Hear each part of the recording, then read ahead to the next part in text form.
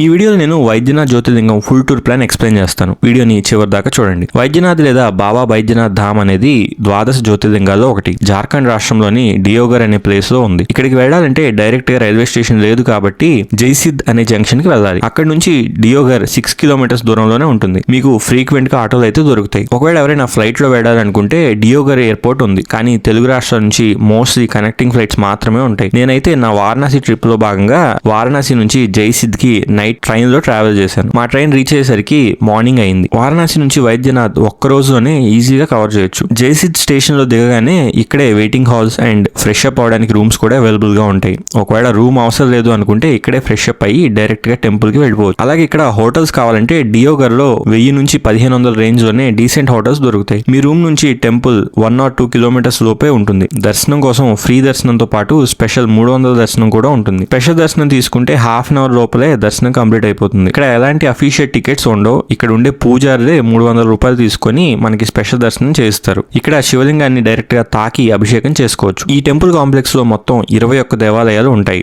అవన్నీ ఒక్కొక్కటిగా విజిట్ చేయండి. అలాగే ఇక్కడే అమ్మవారి శక్తిపీఠం కూడా ఉంది. ఇది అమ్మవారి 51 శక్తిపీఠాల్లో ఓవరాల్ గా టెంపుల్ ఇంకా ఈ 21 దేవాలయాలు దర్శనం చేసుకోవడానికి ఒక గంటన్నర సమయం పట్టదు. దర్శనం కంప్లీట్ చేసుకుని మీ రూమ్ కి వచ్చి రెస్ట్ తీసుకోండి. దీంతో మన బైద్యనాథ్ టూర్ అయితే కంప్లీట్ అవుతుంది. ఒకవేళ మీరు వారణాసి నుంచి వస్తే మళ్ళీ సేమ్ డే ఈవినింగ్ ట్రైన్ లో వారణాసికి రిటర్న్ అవ్వచ్చు. నా సజెషన్ ఏంటంటే వారణాసి వస్తే ఒక ఎక్స్ట్రా డే కనుక ఉంటే తప్పకుండా వైద్యనాథ్ దర్శనం కూడా ప్లాన్ చేసుకోండి.